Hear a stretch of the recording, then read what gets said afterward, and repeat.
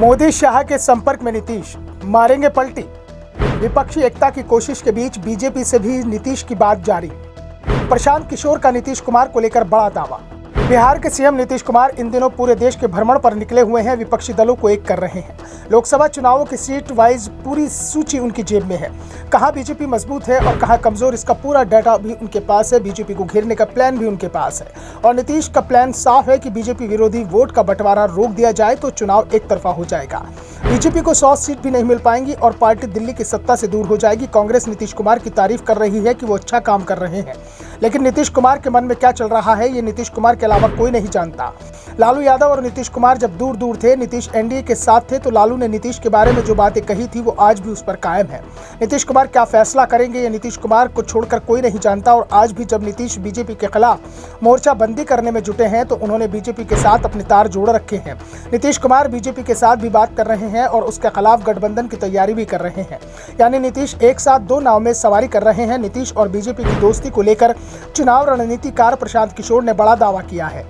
पीके ने कहा है कि नीतीश कुमार ने बीजेपी के साथ दोस्ती का चैनल पूरी तरह से बंद नहीं किया है। अभी भी वो बीजेपी के दिग्गज नेताओं के संपर्क में बने हुए हैं। उनकी लगातार बातचीत चल रही है। प्रशांत किशोर ने कहा कि बीजेपी को जब नीतीश कुमार ने छोड़ा और उस गठबंधन से बाहर आए तो हरिवंश ने ना उपसभापति के पद से इस्तीफा दिया और ना ही पार्टी ने उन्हें इस्तीफा देने के लिए कहा। पार्टी ने भी उन पर कोई कार्रवाई नहीं की। ये बात समझ से परे है कि जिस गठबंधन से नीतीश कुमार बाहर आ गए उस दल में आप या आपके दल का एक एमपी राज्यसभा में उपसभापति जैसे महत्वपूर्ण पद पर कैसे बना रह सकता है। पीके ने कहा कि मेरी जानकारी में नीतीश कुमार का बीजेपी के साथ जो संपर्क है वो हरिवंश के माध्यम से बना हुआ है। नीतीश कुमार की हरिवंश नारायण सिंह से बातचीत होती रहती है और हरिवंश बाबू के तार सीधे बीजेपी हाईकमान से जुड़े हैं। ऐसे में ये बात पूरी दावे के साथ नहीं कहा जा सकता है कि नीतीश कुमार ईमानदारी से महागठबंधन के साथ है। प्रशांत किशोर ने कहा कि पिछले साल आरजेडी के नेता दावा कर रहे थे कि जनवरी 2023 में तेजस्वी यादव सीएम बन जाएंगे। नीतीश कुमार के साथ समझौते के दावे कर रहे थे और दावे आरजेडी की टॉप लीडरशिप की ओर से हो रहे थे, लेकिन मैंने साफ कर दिया था कि नीतीश कुमार कुछ भी छोड़ सकते हैं, किसी का भी साथ छोड़ सकते हैं, कितने भी गठबंधन बदल सकते हैं, लेकिन वो सीएम पद नहीं छोड़ेंगे। आरजेडी के नेता बस इंतजार करते रहे। जनवरी के बाद अब मई भी निकलने वाला है। नीतीश कुमार अभी भी सीएम बने हुए हैं और अब तो उन्होंने साफ कर दिया है कि 2025 में बिहार में विधानसभा चुनाव तक ही वो सीएम रहेंगे, यानी 2.5 साल तक तो सीएम तेजस्वी यादव का बनने का कोई चांस नहीं है। और उसके बाद भी नीतीश का जब मन हुआ तब वो पाला बदल जाएंगे। बीजेपी के दरवाजे उनके लिए बंद नहीं है।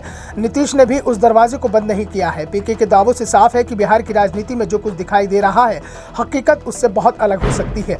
नीतीश कुमार की पलटीमारी सियासत के चलते ही तेजस्वी यादव बेहद संभलकर कदम उठा रहे हैं। वो नीतीश को ऐसा कोई मौका नहीं दे रहे हैं जिससे नीतीश को पलटी मारने का मौका मिले, लेकिन नीतीश कुमार कब कौन सा खेल कर जाएंगे इसका एहसास ना तो आरजेडी को है और ना ही जेडीयू में उन नेताओं को जो खुद को नीतीश कुमार का करीबी समझते हैं।